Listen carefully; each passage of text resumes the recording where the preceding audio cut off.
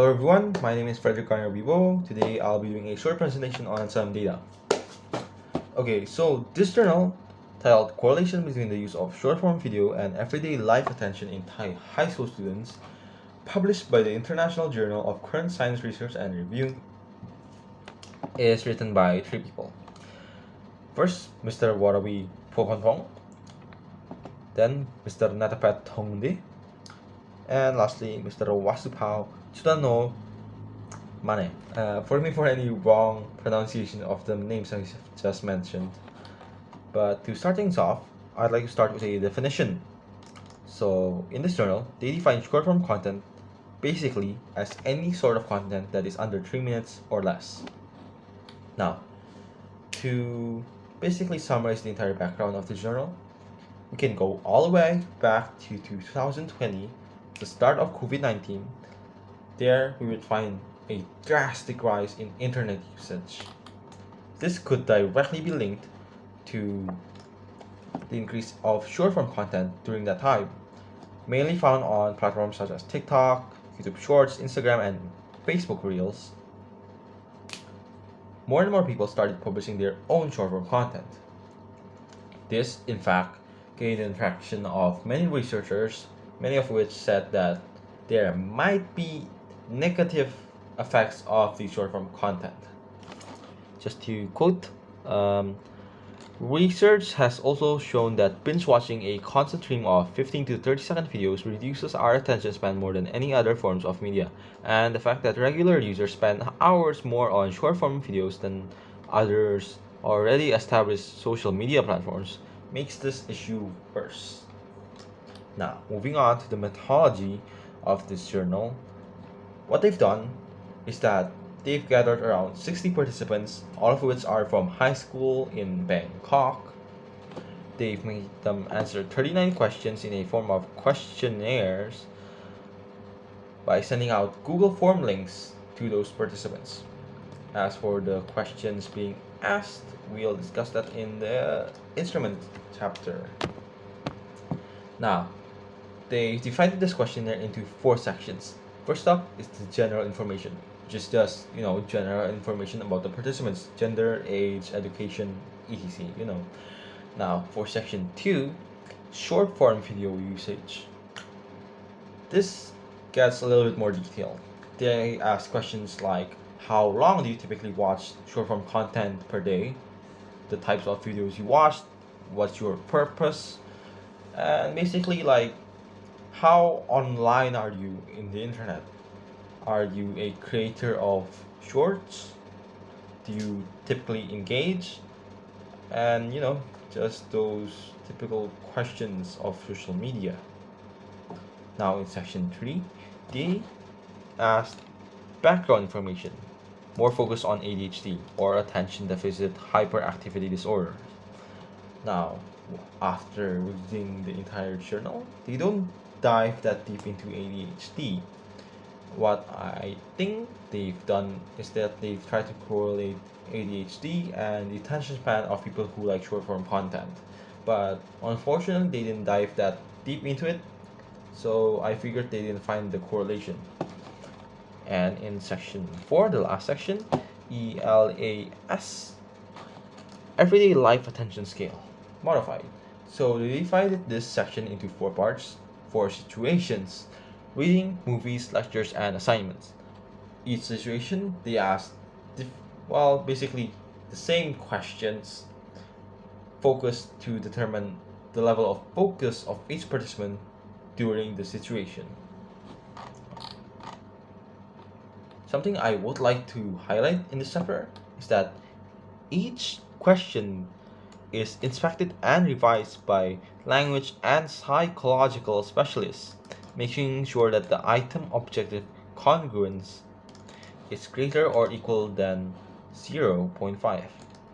And for those of you who don't know, IOC is a sort of method to quantitatively make sure that the judgment of experts are remaining objective, or just to simplify, it makes sure that the questions being made are objectively objective. Yes, that is my definition. But now moving on to a more interesting page or more interesting chapter, the results chapter. First up, we have table 1. Here we find out that most of our participants are in the age of 17 years old. Most of them are male in grade 11 of Thai high school origin with a GPA of 3.5 to 4. In table 2, we find out that 35%, the majority, said that their watch duration during the day is less than 30 minutes. This is much less than my initial assumption, where I myself find myself to be watching roughly around over 2 hours per day. But something that I certainly did think of is the last 3 questions, where basically they ask how active you are online on social media. And a majority of them answered, yes, we're quite active. We often engage in discussion with friends, we engage with the community, and we are creators ourselves. This is somehow contradictory to the first question, where people who are quite active on social media would probably have a higher watch duration than less than 30 minutes. Now, moving on to table 3, the attentional capacities of both male and female. A majority of both male and female on this table have, a range of from average to high attention span, where the low, impaired, and low average max out at 4 students during the questionnaire. Oh yeah, something that I'm not quite sure of is how these situation scores are being scored. But I do believe there might be some faultiness being on. Now, in table 4, we are shown the correlation between short form content usage and the situations beforehand. Here, people who have high focus level on assignment situations are able to focus well on all 3 lectures, movies, and reading, while the people who have high focus level on reading aren't nearly as prevalent in movies, lectures, and assignment. This shows the decline of how long they could focus depending on importance. For example, on a lecture, we would definitely need to be more focused rather than reading a book such as a fantasy Harry Potter or a movie such as The King of the Knights.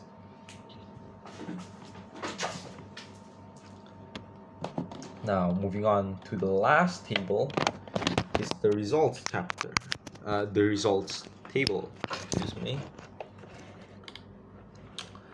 Here, I'd like to focus on the first question: watching short form videos is a waste of time. And the fourth question: craving short form videos during study periods. For the first time, compared to the other results tables, table 5 actually shows diversity, where the first question, 25% of the participants agree that watching short-form content is a waste of time, where the second best, most voted answer is disagreeing with this statement, making that 23% of the participants. And for question 4, 25% strongly agree that they have cravings for short-form content in their study period, while 23.3% again strongly disagree. Well, that's the entire results of the journal, and I do have a few critiques and, deductions, I believe. For first part is table 4. Here they try to correlate the short form content usage and the situations here, also directly correlating to the attention span of the participants, of course.